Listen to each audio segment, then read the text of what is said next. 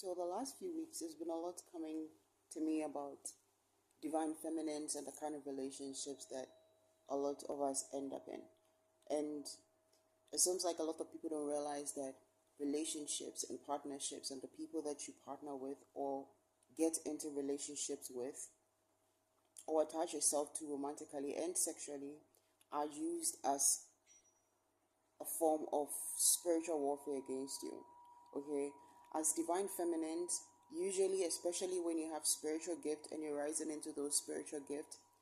the one thing that the devil will use to try to bring you down or to try to change your course or like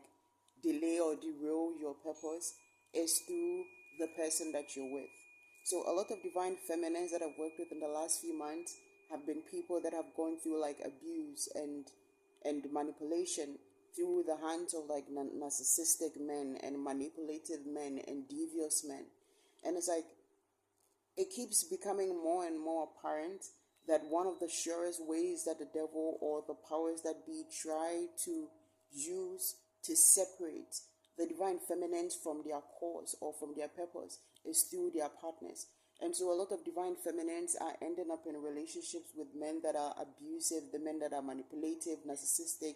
And it's not specifically because of them, because I'm realizing how a lot of women that have gone through this or are going through this haven't really realized that these men were used to kind of try and bring them down. So a lot of people are looking at it as like failed relationships and like I know people that are having divorces now and they're just seeing it as like failed marriages, not really understanding that these were people that were just used to derail them.